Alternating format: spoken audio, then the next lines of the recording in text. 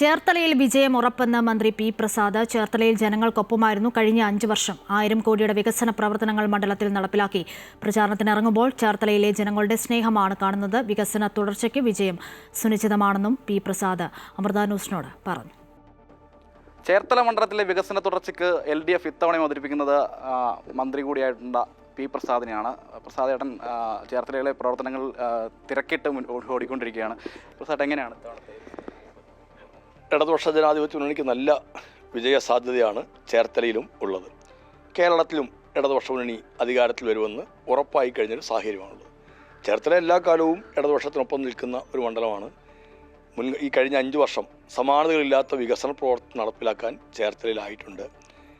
അത് മനസ്സിലാക്കുന്ന ഏതൊരാളും LDFന് ഇക്കുറി വോട്ട് ചെയ്യും. 1000 കോടിക്ക് മുകളിലാണ് ഈ 5 കൊല്ലം കൊണ്ട് ചേർത്തലയിൽ വികസന പ്രവർത്തനം നടപ്പിലാക്കാൻ കഴിഞ്ഞത്. അത് ഞങ്ങളുടെ ഏറ്റവും വലിയ കരുത്തായിട്ടാണ് ഞങ്ങൾ കണക്കാക്കുന്നത്. പിന്നെ എല്ലാ വിഭാഗങ്ങളെയും ചേർത്ത് നിർത്തിക്കൊണ്ടാണ് ഈ ഗവൺമെൻറ് മുന്നോട്ട് പോയത്. അതുകൊണ്ട് ഞങ്ങളുടേതുപോലുള്ള ഈ പ്രദേശത്തിന് അതൊരു വലിയ കാര്യം തന്നെയായിരുന്നു. അതുകൊണ്ട് അതെല്ലാം ഇടതുപക്ഷ മുന്നണിക്ക് അധികമായി ലഭിക്കുന്ന വോട്ടുകളായി തന്നെ മാറും. ചേർത്തലയുടെ മനസ്സ് തുടർന്ന നേതാവ് കൂടിയാണ്. അപ്പോൾ ഈ ഒരു പ്രവർത്തനത്തിലേക്ക് ഇറങ്ങുമ്പോൾ ജനങ്ങളുടെ ഭാഗത്തുനിന്നുള്ളൊരു പിന്തുണ അല്ലെങ്കിൽ ഒരു ആവേശം എങ്ങനെയാണ്? ചേർത്തലയ്ക്ക് വലിയ പ്രത്യേകതകളുണ്ട്. ചേർത്തല വളരെയധികം സ്നേഹമുള്ള മനുഷ്യരുള്ള ഒരു മേഖലയാണ്. അത് നിങ്ങൾക്ക് ഈ മണ്ണിൽ എവിടെ ചെല്ലുമ്പോഴും കരപ്പുറത്തിൻ്റെ വലിയ പ്രത്യേകതകളൊന്നാണ്. സാധാരണ പലയിടങ്ങളിലും ബന്ധുക്കൾ എന്നാണ് പറയാറുള്ളത്. ചിലർ ചോദിക്കും അടുത്ത ബന്ധുവാണോ അകന്ന ബന്ധുവാണോ എന്ന് ചോദിക്കും. ഇവിടെ അങ്ങനെ ഒരു വാക്കില്ല. ഇവിടെ സ്വന്തം എന്നാണ് പറയുക. അടുത്ത സ്വന്തക്കാരനും അകന്ന സ്വന്തക്കാരുമില്ല, എല്ലാം സ്വന്തക്കാരാണ്. അതൊരു ചെറിയ കാര്യമൊന്നുമില്ല.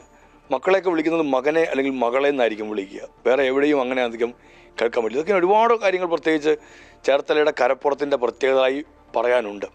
അത്രമേൽ സ്നേഹം തരുന്ന ഒരു ജനതയാണ് ഈ ചേർത്തലയുള്ളത്. നമ്മൾ അവരോടൊപ്പം ചേർന്ന് നിന്നാൽ നമുക്ക് തന്നെ എന്തൊരു വലിയ ഒരു പോസിറ്റീവായ ഒരു എനർജിയാണെന്നറിയും. ഇവിടെ നിങ്ങൾ നോക്കൂ, ഇവരോട് ചോദിച്ചു നോക്കൂ. ഞാൻ മാറി നിൽക്കുമ്പോൾ വേണമെങ്കിലും നിങ്ങൾ ഇവരോട് ചോദിച്ചു നോക്കൂ, എങ്ങനെയാണ് അവരൊക്കെ എന്നോട് ഇടപെട്ടിട്ടുള്ളത്, ഞാൻ എങ്ങനെയാണ് അവരോട് തിരിച്ചും ഇടപെടും. ഇതൊക്കെയാണ് ഞങ്ങളുടെ കരുത്ത് എന്ന് പറഞ്ഞു കഴിഞ്ഞാൽ. അതുകൊണ്ട് തന്നെയാണ് ജയിക്കുമെന്ന് നല്ല പ്രതീക്ഷയോടെ ഞങ്ങളെല്ലാം നിൽക്കുന്നത്. പ്രവർത്തനങ്ങൾക്ക് ഒരു ചുരുങ്ങിയ സമയം മാത്രമേ ഉള്ളൂ ഇത്തവണ തിരഞ്ഞെടുപ്പ് പ്രവർത്തനങ്ങൾക്ക്. അപ്പോൾ എങ്ങനെയാണ് എല്ലായിടത്തും ഓടിയെത്താനുള്ളൊരു ക്രമീകരണം എങ്ങനെയാണ്?